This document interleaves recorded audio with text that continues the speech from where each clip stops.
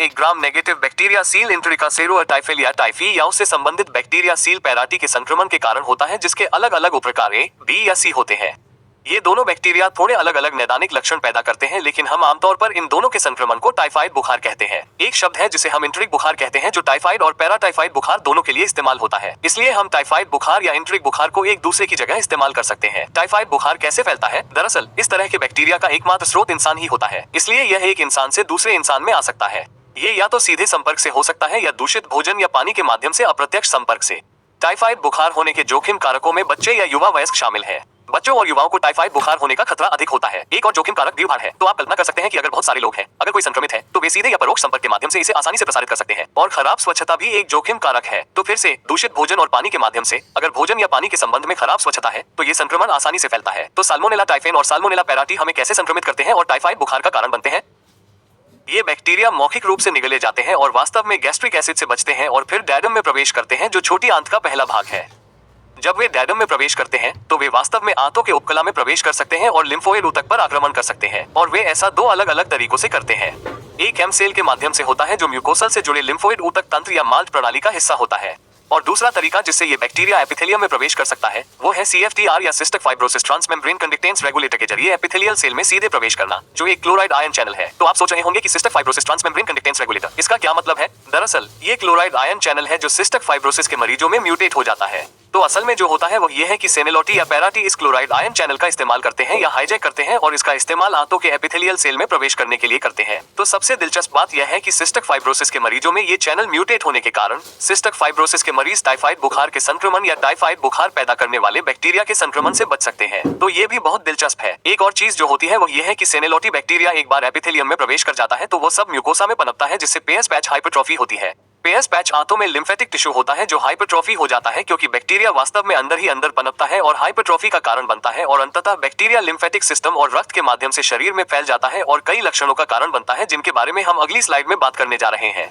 Typhoid बुखार के नैदानिक प्रस्तुति को बुखार और पेट दर्द के रूप में संक्षेपित किया जा सकता है, लेकिन इस संक्रमण के साथ लक्षण शुरू होते हैं जो बैक्टीरिया के अंतर्ग्रहण के लगभग 5 से 21 दिनों के बाद होते हैं। लक्षण कब प्रकट होते हैं? ये रोगी की आयु, रोगी के स्वास्थ्य, रोगी के पेट की गैस्ट्रिक अम्लता और अंतर्ग्रहण किए गए जीवों की संख्या पर निर्भर करता है। संक्रमण के पहले सप्ताह में हमें वो कहा जाता है जिसे हम चरणबद्ध बुखार कहते हैं। ये पहला लक्षण है जो आप देखेंगे। चरणबद्ध बुखार इसलिए कहा जाता है क्योंकि हम बुखार में धीरे धीरे वृद्धि देखते हैं। तो आप देखेंगे कि तापमान बढ़ता है और स्थिर हो जाता है और फिर यह एक और उच्च स्तर पर पहुंच जाता है और स्थिर हो जाता है।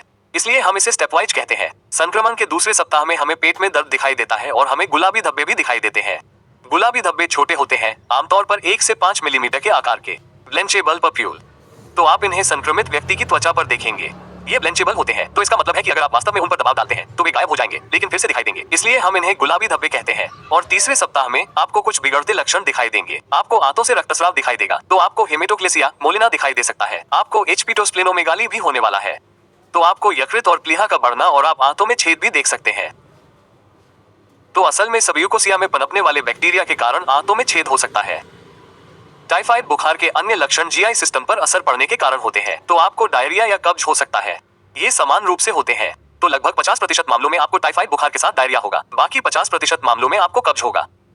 आपको सिर दर्द, नींद में गड़बड़ी और टाइफाइड एनफाइलोपैथी भी हो सकती है। टाइफाइड एनफाइलोपैथी के कारण मानसिक स्थिति में बदलाव, भ्रम, प्रलाप और यहाँ तक कि तीव्र मनोविकृति भी हो सकती है। तो हम टाइफाइड बुखार का निदान कैसे करें और उसका इलाज कैसे करें? टाइफाइड बुखार का निदान आमतौर पर सबसे पहले संदेह के साथ किया जाता है। तो अगर आप किसी स्थानिक क्षेत्र में रहे हैं तो आपको टाइफाइड बुखार होने का संदेह होता है, और अगर आप ऐसे क्षेत्र में रहे हैं जहां टाइफाइड बुखार बहुत अधिक है तो आपको इसका और भी अधिक संदेह होगा। अगर 3 दिन या उससे ज्यादा समय तक बुखार रहे और डायरिया, कब्ज, पेट दर्द या हेपेटोस्प्लेनोमेगाली या आंतों से खून आना जैसे लक्षण दिखें। एक बार जब आपको शक हो जाए तो आप कुछ टेस्ट करवा सकते हैं। आप ब्लड और स्टूल कल्चर करवा सकते हैं, बोन मैरो टेस्ट करवा सकते हैं, लेकिन ये कुछ ऐसा नहीं है जो आप करने जा रहे हैं, और कई बार यह एक अनुभवजन्य निदान हो सकता है। आप बस लक्षण देखेंगे, आप देखेंगे कि वे एक स्थानिक क्षेत्र में रहे हैं, उन्हें टीका नहीं लगाया गया है, और फिर आप कहेंगे, आप जानते हैं, ये संभवतः टाइफाइड बुखार का निदान है। और टाइफाइड बुखार का इलाज स्थानीय प्रतिरोध पैटर्न पर निर्भर करता है। इसलिए दुनिया के कुछ हिस्सों में आपको सीनल या पैराटी के अलग अलग स्ट्रेन मिलने वाले हैं। इस बैक्टीरिया के मल्टी ड्रग रेजिस्टेंस या एमडीआर स्ट्रेन या यहाँ तक कि एक्सटेंसिवली ड्रग रेजिस्टेंट या एक्सडीआर स्ट्रेन भी हो सकते हैं, और इससे ये तय होगा कि आप कौन सी एंटीबायोटिक लेने जा रहे हैं।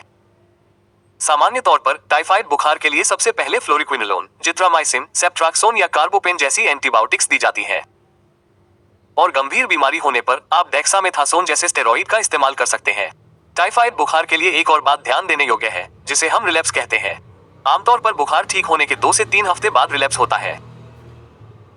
तो बुखार ठीक होने के 2 से 3 हफ्ते बाद टाइफाइड बुखार के लक्षण फिर से दिखने लगते हैं।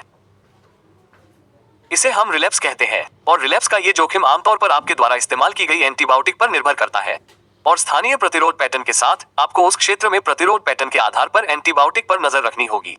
टाइफाइड बुखार के लिए एक और बात ध्यान देने योग्य है, जिसे हम क्रोनिक कैरेज कहते हैं। क्रोनिक कैरेज तब होता है जब आपके पास कोई व्यक्ति होता है जिसे टाइफाइड बुखार होता है, आपने उन्हें सही एंटीबायोटिक दी है, उनका इलाज किया गया, अब उनमें लक्षण नहीं है, वे स्पर्शोन्मुख हैं और ऐसा केवल कुछ दुर्लभ व्यक्तियों में होता है, आमतौर पर 1 से 5% रोगियों में। और क्रोनिक कैरेज का मतलब है कि उनका इलाज किया गया है, वे स्पर्शोन्मुख हैं, वे बेहतर महसूस कर रहे हैं, लेकिन वे 12 महीने से अधिक समय तक भी जीवाणुओं का उत्सर्जन कर रहे हैं और इसे आमतौर पर हम क्रोनिक कैरेज कहते हैं। इसलिए वे अक्यूट करिया हो सकते हैं। वे इलाज के बाद भी सीनालॉट या पैराटी की तरह जीवाणुओं का उत्सर्जन कर सकते हैं, लेकिन जब वे तीव्र बीमारी के समाधान के 12 महीने से अधिक समय बाद भी जीवाणुओं का उत्सर्जन कर रहे हैं, तो हम इसे क्रोनिक कैरेज कहते हैं। इसलिए ये लोग लंबे समय तक उनके साथ रह सकते हैं। क्रोनिक कैरेज के जोखिम कारकों में निम्नलिखित शामिल है। आमतौर पर वयस्क महिलाओं में पित्त पथ की बीमारी जैसे कोलियासिस होना, पित्त पथरी। इसका कारण यह है कि सेमोनेला बैक्टीरिया पित्ताशय में छिपा रहता है। तो अगर पित्ताशय में कोई पथरी है तो वो आमतौर पर पित्ताशय में जाकर जम सकती है और पथरी पर एक बोफिल्म बना सकती है। और क्योंकि इसी तरह के बैक्टीरिया पित्ताशय में बायोफिल्म बनाते हैं और उसमें रह जाते हैं, तो उनसे छुटकारा पाने का एकमात्र तरीका पित्ताशय को हटाना है। इसलिए कोलासिक्टोमी क्रोनिक कैरियर्स के लिए एक इलाज है। और टाइफाइड बुखार के लिए एक और बात ध्यान देने वाली है कि सबसे पहले टाइफाइड बुखार को रोका जाए और यह साफ पानी, साफ सफाई और स्वच्छता से हो सकता है। याद रखें, ये कई बार दूषित पानी से फैलता है और टाइफाइड बुखार के लिए एक टीका भी है। इसलिए टाइफाइड बुखार के लिए एक टीका होना और साफ पानी और साफ सफाई का होना इसे रोकने में बहुत मदद कर सकता है। तो टाइफाइड बुखार के बारे में अन्य बातों को संक्षेप में कहें तो हमें कुछ बातों का ध्यान रखना होगा। सबसे पहले हमें इस बात का ध्यान रखना होगा कि यह बीमारी दोबारा न हो जाए। इसलिए अगर हमने टाइफाइड बुखार के मरीज का इलाज किया भी है तो हो सकता है कि हमने सही एंटीबायोटिक न चुना हो। टाइफाइड बुखार के साथ एक और बात जो ध्यान देने वाली है वो है क्रोनिक कैरेज यानी लंबे समय तक संक्रमित रहने की स्थिति। इसमें कोई लक्षण नहीं दिखते और व्यक्ति अपने वातावरण में लंबे समय तक साल्मोनेला टाइफाइड या पैराटी का उत्सर्जन करता रहता है। मैरी के साथ भी ऐसा ही हुआ था। वो क्रोनिक कैरेज थी, उसमें लक्षण नहीं थे, लेकिन वो इस बैक्टीरिया को बाहर निकाल रही थी और कई अन्य लोगों को संक्रमित कर रही थी।